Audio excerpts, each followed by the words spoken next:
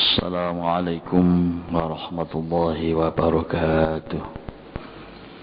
Bissalamati dinina dunyana wa akhrana min yadi du'ai wal qabul bijahi sayyid rasul husul maqsudi wal ma'mul wa ala ma wa salafus salih binatin salihah thumma ila hadrati jami ustadina wa muallimna wa masyayikhina wa abaina wa ummahatina ila hadratil muallif hadzal kitab ببركات بركات أسراره ثم إلى حضرة النبي المصطفى رسول الله محمد صلى الله عليه وسلم وأزواجه وذرياته وأهل بيته شهد الله لهم الفاتحة.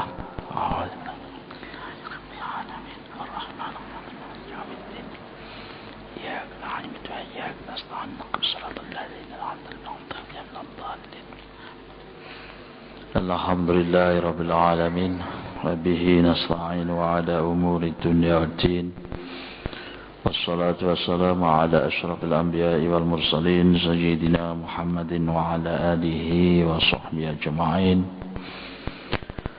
اللهم اجعلنا من الآئدين والفائزين وتقبل الله لنا ولكم من جملة المحسنين وأدخلنا الله لنا ولكم في جنات النعيم. استجب لنا آمين يا مجيب السائلين برحمتك يا أرحم الراحمين ولا حول ولا قوة إلا بالله العلي العظيم. أما بعد, hadirat al-mukarramin, para sesepuh yang kami hormati, para bini sepuh yang kami muliakan, para bapak ibu jamaah salat subuh yang kami cintai, patutlah kiranya kita sebagai hamba Allah pagi hari ini diberi anugerah bisa menghirup udara segar hingga kita bisa bertemu muka, bermuajahah.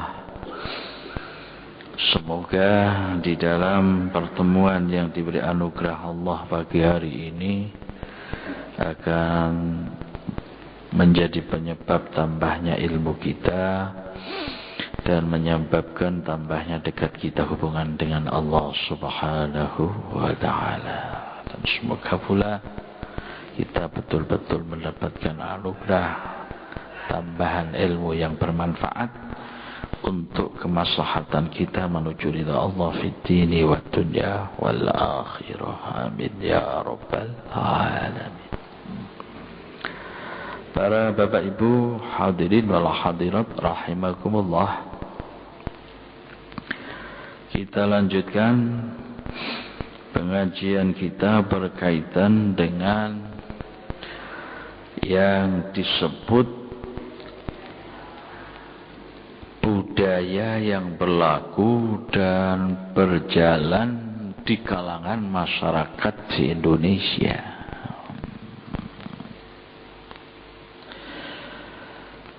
Di mana budaya tradisi yang berjalan cukup kental,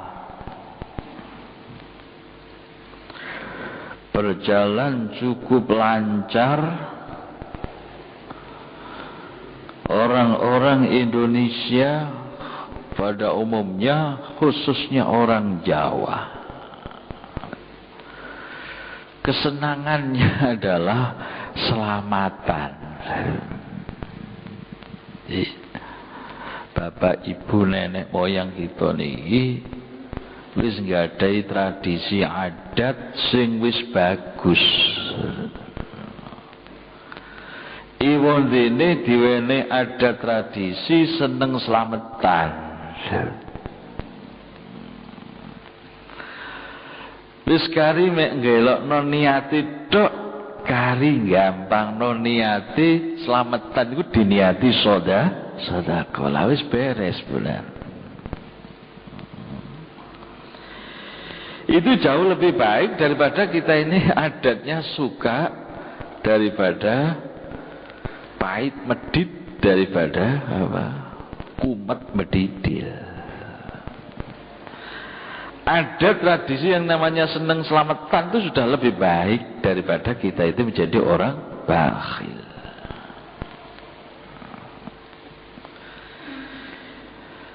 Di Di mana adat yang berlaku di kalangan masyarakat Indonesia, orang Jawa pada khususnya senangannya selamatan, apapun dicorai dengan selamatan. Ini bangun omah, pasang pondasi, selamatan. Mari ngono pasang kuda-kuda, selamatan. Omah mari ngenggoni selamatan. Lalu ada orang mati, begitu mati dikubur, ada yang namanya tumpeng pungkur. Di ana wong mati, mari dikubur mulai selamatan. Telung dina selamatan maneh. Pitung dina selamatan maneh. Sing diarani selamatan pitung dinane. Petang puluhe selamatan maneh. Satuse selamatan maneh. Sewune selamatan maneh, pendake selamatan maneh. Wis pokoke licin lah pokoke. Masyarakat umat Islam Indonesia khususnya orang Jawa. Tradisi selamatan begitu itu dibaca secara seksama oleh yang namanya wali songo.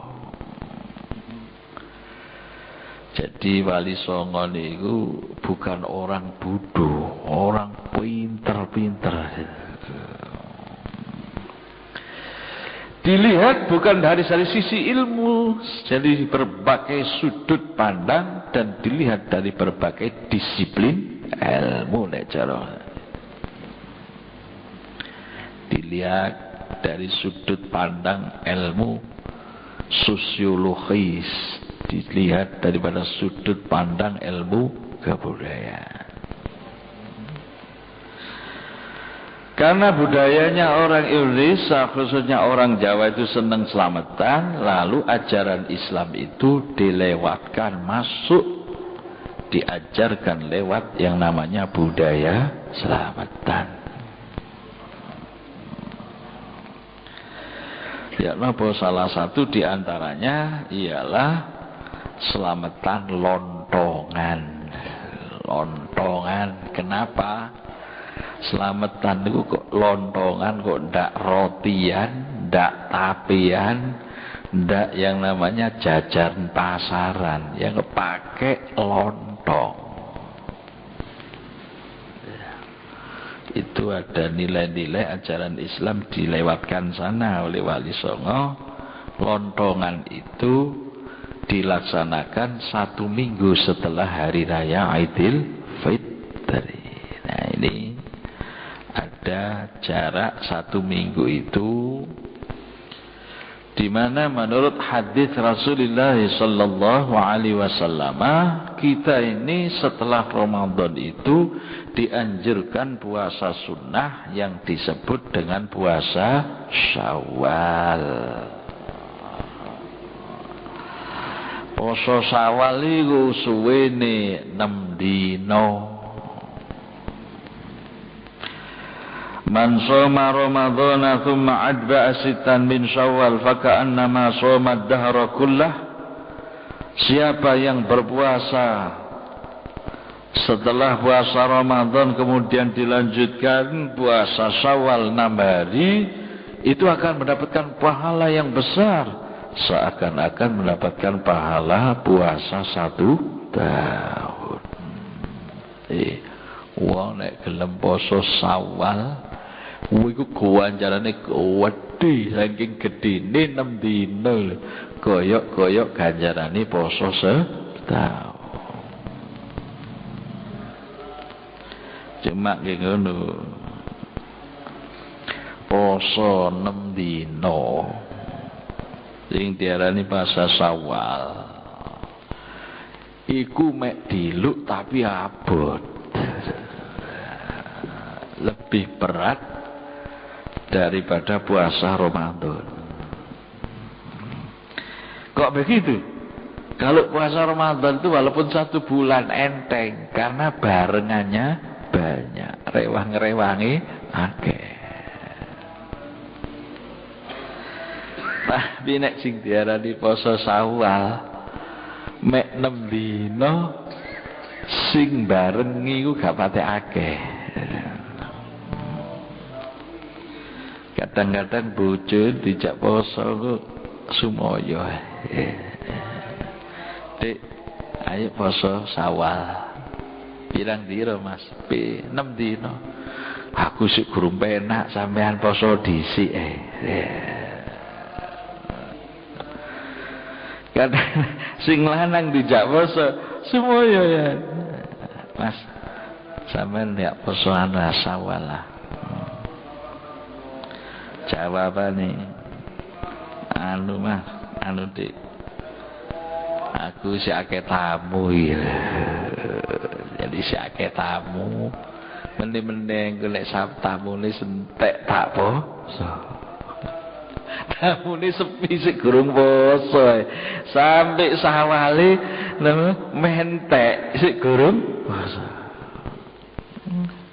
Kadang-kadang ati poso niku ndelok rengginang kok gurih wuru. Ndelok jajan kok rupane enak wuru maneh. Ndelok jenang rupane kaya kunel. Ati poso kaya iya kaya ora, kaya iya kaya ora. Akhire gak poso wis. Gak kok berposo-poso. Niki diarani poso Syawal lu cubane akeh abot. Mulane napa ganjarane gede. Lah poso Syawal yang 6 hari itu ditutup dengan yang namanya lontong. Kenapa sih kok selamatane lontong? Kok gak selamatane roti? Kok gak selamatane gedang goreng? Lah itu mengandung arti nilai. Di situ adalah ajaran Islam dimasukkan yang namanya selamatan lontongan itu nek dikira basa lontong itu alon-alon dipotong. Alon-alon dipotong niku kula panjenengan sedaya sing diarani menungso niku umure bendina iku dipotong. Dari hari ke hari, dari minggu ke minggu, dari bulan ke bulan, dari tahun ke tahun, itu mulai dipotong, disudo.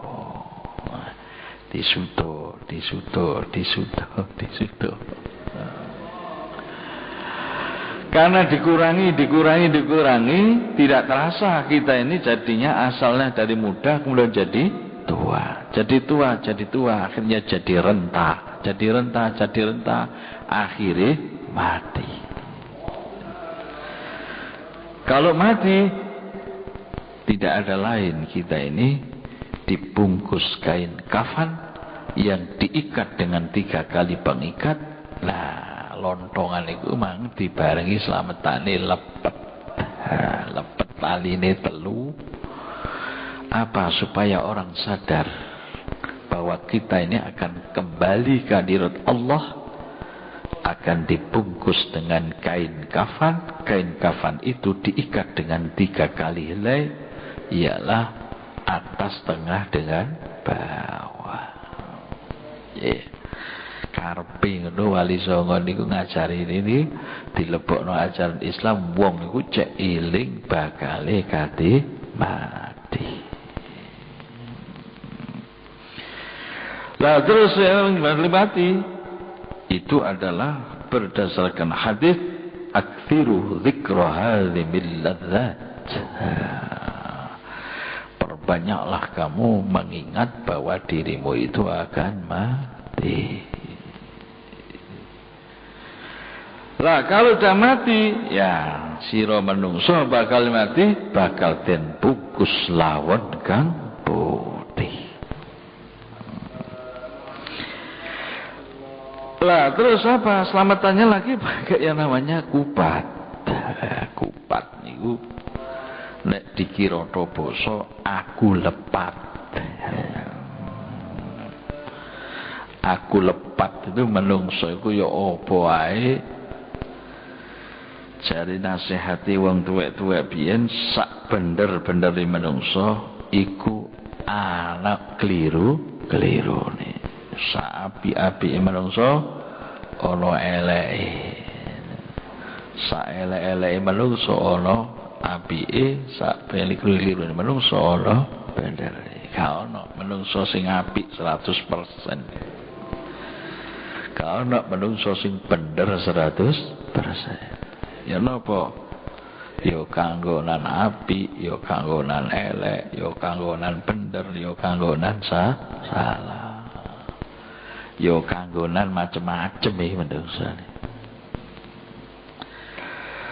Lah, karena menungso niku kanggonan macem-macem, kanggonan keliru salah, kanggonan apik, kanggonan elek, sak bagus-baguse menungso iku nek iku salah rumangsa salah terus ditebus dengan bertaubat kepada Allah. Kullu bani Adam khata'un wa khairul khata'in at-tawwabun. Setiap manusia tempat daripada kekeliruan, kealpaan, kekhilafan, kesalahan, tempat daripada dosa. Maka sebaik-baik orang yang tersalah dan berdosa itu mau merasa kesalahannya dan mau menutupnya dengan bertaubat. Ya manungsa niku sing paling bagus iku rumangsa banyak kekurangan daripada banyak kelebihan. Nek rumangsa salah, rumangsa ana akeh kurange, itu ada harapan orang itu jadi maju, dinamis. Tapi kalau orang itu sudah merasa pinter, merasa lebih, wah ini sulit untuk menjadi dinamis, sulit untuk menjadi maju. Karena orang itu kalau merasa kurang, ada usaha untuk menambah. Ada merasa dirinya itu kurang baik, berusaha untuk memperbaiki diri. Lah kita diingatkan yang namanya hidup ini disuruh banyak mengingat mati. Apa manfaat dan fadilahnya orang itu mengingat mati? Salah satu di antara penyebab orang itu disuruh mengingat banyak dirinya tidak akan meninggal dunia itu agar supaya orang itu banyak segera bertaubat kepada Allah. Ini dikisahkan annahu dakhala Umar bin Al-Khattab radhiyallahu anhu 'ala an-nabi. Pada suatu saat Sayyidina Umar itu masuk ke rumah beliau Rasulullah sallallahu alaihi wasallam.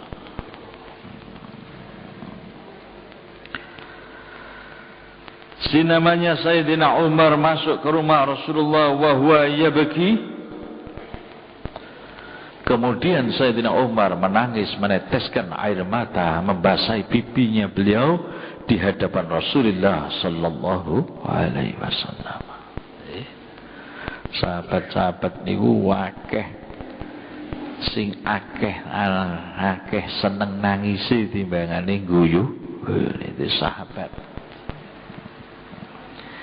Berbeda dengan kita ini, kalau kita ini seneng guyu, seneng ketawa, seneng bunga. Kalau sahabat-sahabat itu seneng menangis daripada tertawa.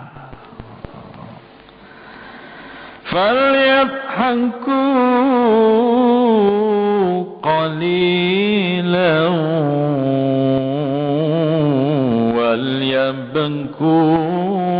كثيرا فليضحكوا قليلا وليبكوا كثيرا.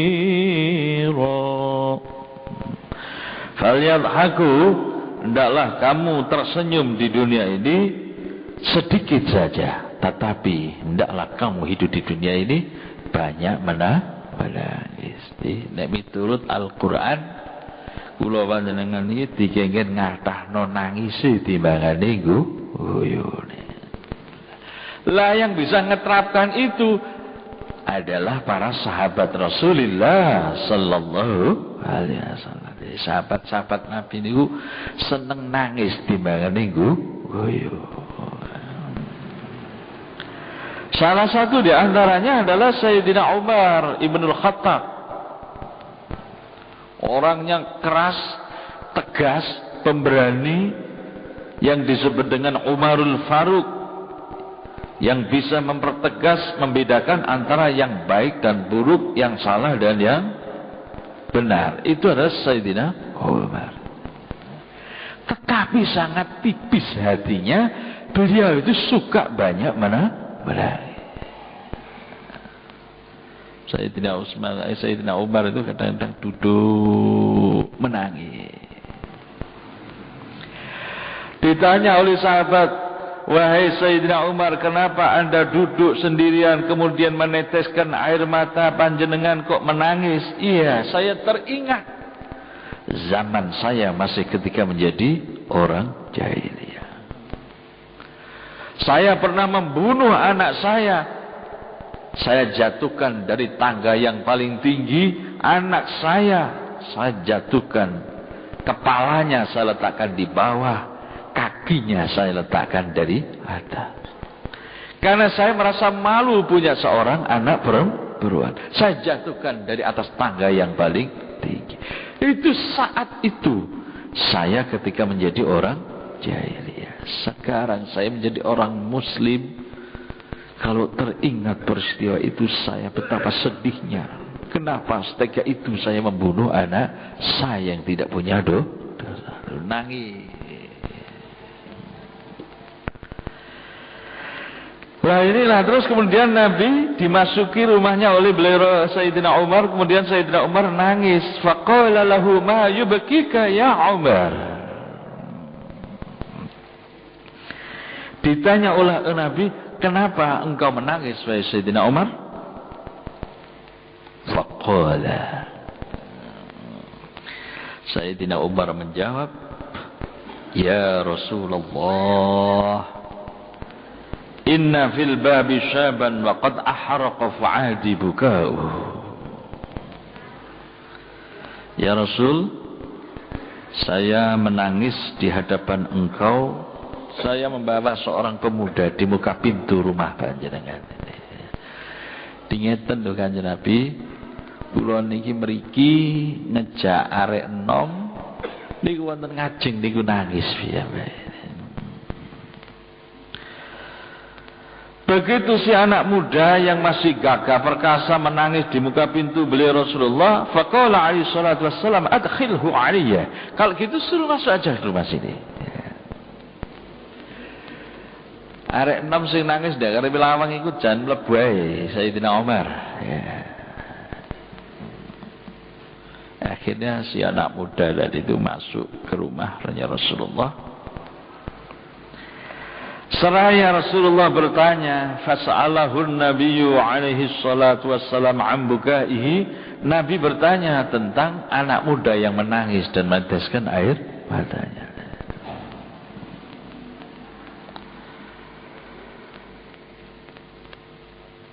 Bahasa gamblangane ditakoni, apa awakmu kok nangis di ngarepe lawang? Wahai anak muda, kenapa kamu menangis di muka pintu rumah saya?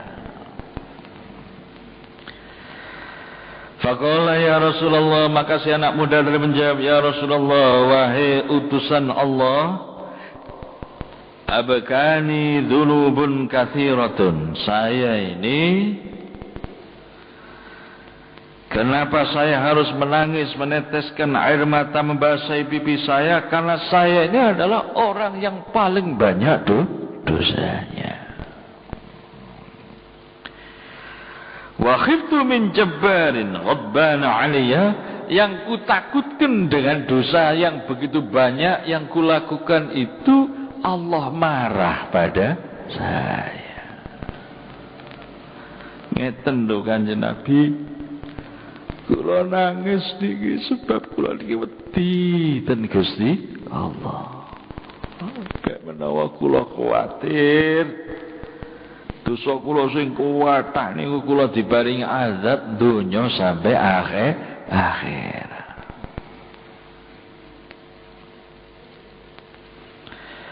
Begitu terus terang belak-belakan saya merasa banyak dosa saya ya Rasulullah. Faqala alaihi salatu wassalam, maka ditanya oleh Nabi, "Asyrakta billahi syai'an?"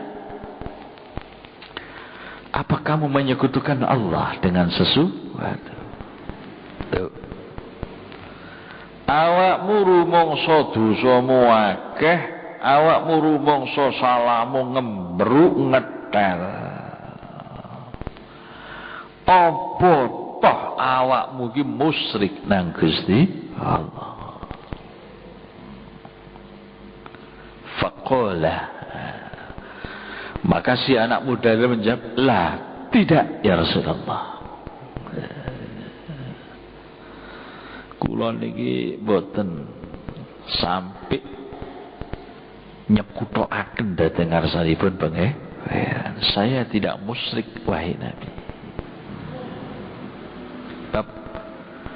Dosa niku sing paling gede nomor siji itu musyrik, menyekutukan Allah.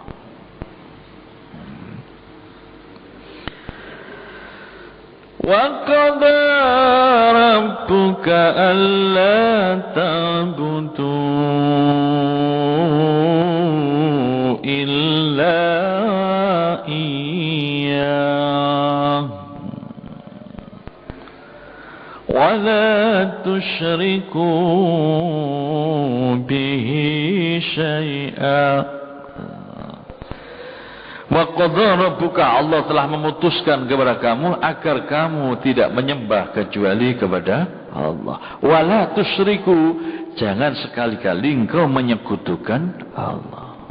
Loh, apa kamu menyekutukan Allah? Tidak wahai Nabi. Qala alaihi salatu wassalam, kemudian ditanya lagi oleh Nabi, aqatalta nafsan bighairi haqqin? Apa kamu melakukan pembunuhan terhadap orang lain? Aku takon, awakmu rumangsa dosamu akeh, luputmu ngembruk, apa awakmu tau mateni wong? Dosa yang paling besar itu salah satu diantaranya di samping musyrik itu adalah membunuh, melakukan pembunuhan. Jawab si anak muda tadi itu, lah, tidak ya Rasul, saya tidak pernah melakukan pembunuhan. Kula ini mboten nate mateni wong.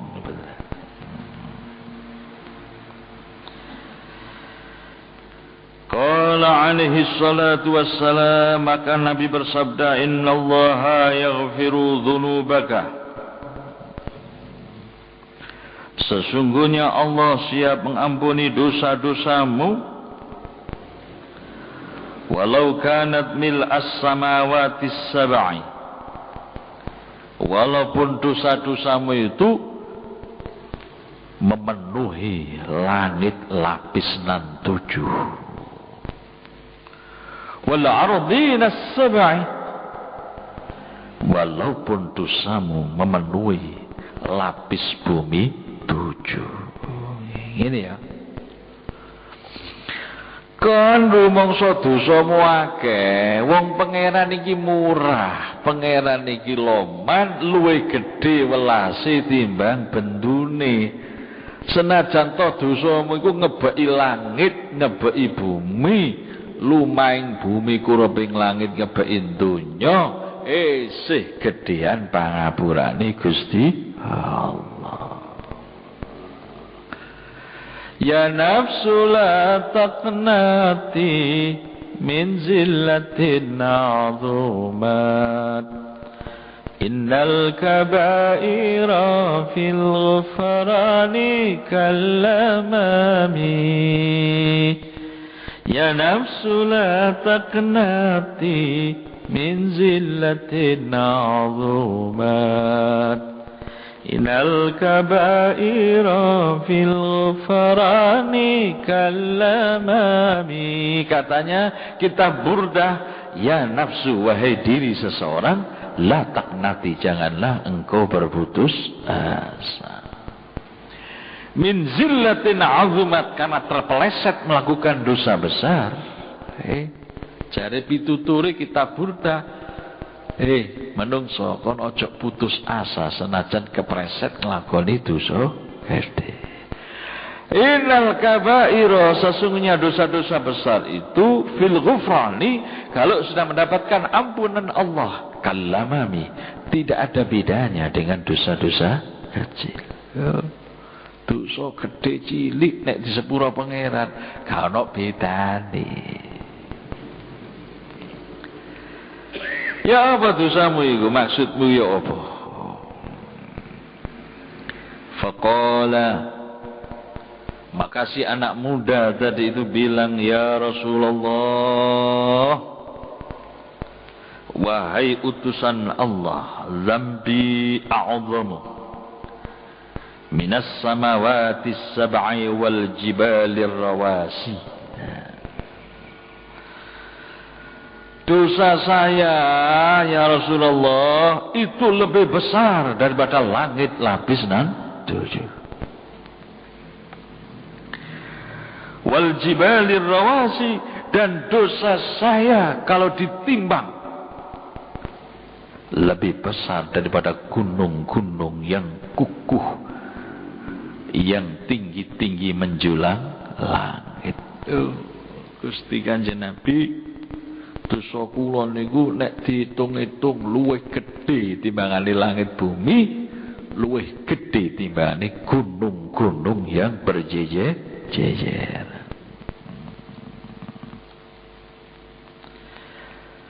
Qala alaihi salatu wassalam, maka ditanya lagi oleh Rasulullah sallallahu alaihi wasallam, azambuka a'zamu ummul kursi? Apakah dosamu itu lebih besar daripada kursinya Gusti Allah? Kula panjenengan pun sampai salah paham. Jadi kursi yang dibuat oleh Allah itu jangan dibayangkan seperti kursi yang seperti kita gunakan untuk duduk, itu bukan. Kalau kita pelajari ilmu tauhid, bahwa Allah itu menciptakan makhluk yang besar. Tapi makhluk sing kuwat niku jenenge kursi. Mulane di Quran niku enten ayat kursi. Wasi'a kursiyyus samawati wal ard wa la yautu hifdhuhuma wa huwal aliyyul azim. Wasi'a kursiyyuhus samawati wal ard, luas kursi yang diciptakan Allah bagaikan langit bumi.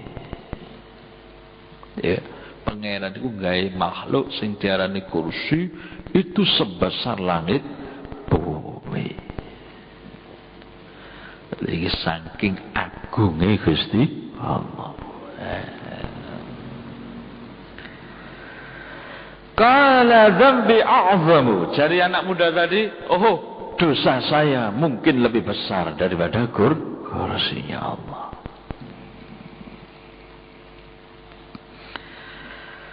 Lalu ditanya lagi, azambuka a'zamu amil kursi? Apakah dosamu itu lebih besar daripada Hamil ars atau aras dengan arasnya Gusti Allah. Apa dosamu itu luwih gede timbangane arase pangeran. Dan juga kita pelajari ilmu tauhid, Allah itu menciptakan makhluk lagu yang besar lagi yang disebut dengan aras. فَإِن تَوَلَّوْا فَقُلْ حَسْبِيَ اللَّهُ لَا إِلَهَ إِلَّا هُوَ عَلَيْهِ تَوَكَّلْتُ وَهُوَ رَبُّ الْعَرْشِ الْعَظِيمِ. Dosamu boleh gede mana timbangane aras. Aras itu selalu dikelilingi oleh malaikat. Kala dzambi a'zamu, kata si anak muda menjawab, aras itu besar, mungkin lebih besar daripada dosa saya. Ngeten ya Rasulullah, kinten-kinten dosa kula niku luwih gedhe timbangane arase pangeran.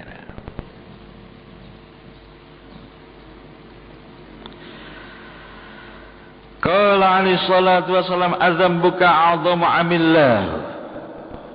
Apakah dosamu begitu besar, kamu merasa dosamu betapa hebatnya, lebih agung banyak dengan keagungannya Gusti Allah. Tuh. Kau nek rumangsa dosamu kuwat, rumangsa dosamu akeh, luwih gedhe ndhiambe keagungane pangeran dosamu.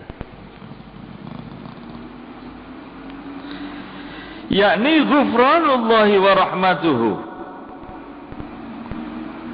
luwih gedhe diambil pangapurane Allah, luwih gedhe diambil rahmate Gusti Allah. Qala balillahu a'udzumu wa ajallu. Si anak muda tadi menjawab, kalau dibandingkan dengan keagungan dan rahmat Allah, ya tentu dosa saya lebih mulia daripada, lebih besar daripada rahmat dan keampunannya Gusti Allah. Loh, nek dibanding kali rahmati pangeran, yo gede rahmati pangeran. Qala alaihi salatu wassalam, akhbirni an dzambika. Kalau gitu coba sih terangkan apa sih kesalahanmu dan apa sih dosamu. Terus terang ayo. Blak-blakan ae tanpa tebeng aling-aling critakno sing genah nang aku. Kala astahyi minka ya Rasulullah. Kalau saya menceritakan dosa saya, kalau saya menceritakan kejelekan saya merasa malu kehadiratmu ya Rasul.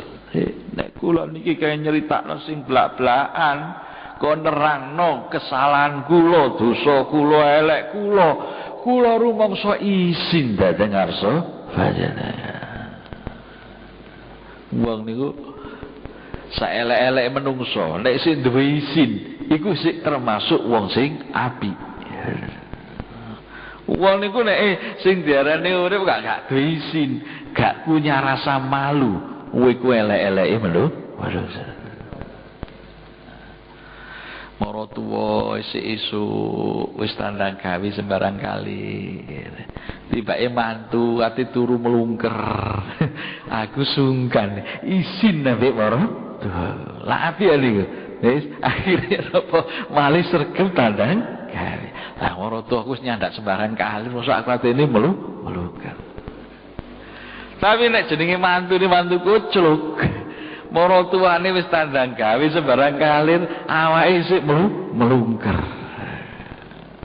Jare pikirane mantu, wah, awak pegel-pegel ini Pak mara tuwa tandang gawe ta ora, awak pegel-pegel ya tak turu ae.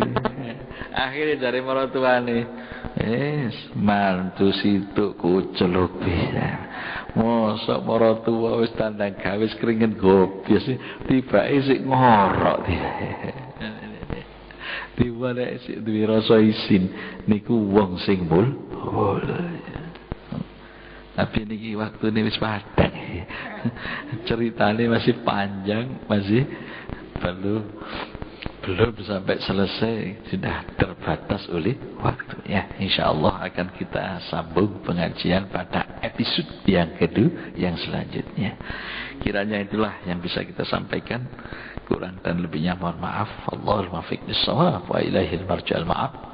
Assalamualaikum warahmatullahi wabarakatuh. بسم الله الرحمن الرحيم الحمد لله رب العالمين اللهم ربنا اجعلنا وأولادنا وتلاميذنا وذرياتنا وأهلنا من أهل العلم وأهل الخير ولا تجعلنا وإياهم من أهل الشر وأهل الضير إنك على كل شيء قدير اللهم أصلح ذات بيننا وألف بين قلوبنا واهدنا سبل السلام ونجنا من الظلمات إلى النور يا عزيز يا غفور يا شكور يا صبور اللهم بارك لنا في أمورنا وأسماعنا وأبصارنا وقلوبنا وأزواجنا وذرياتنا وتب علينا إنك أنت التواب الرحيم ربنا تقبل منا إنك أنت السميع العليم وتب علينا إنك أنت التواب الرحيم ربنا آتنا في الدنيا حسنة وفي الآخرة حسنة وقنا عذاب النار صلى الله على سيدنا محمد وآله وصحبه وبارك وسلم سبحان ربك رب العزة عما يصفون وسلام على المرسلين والحمد لله رب العالمين من الفاتحة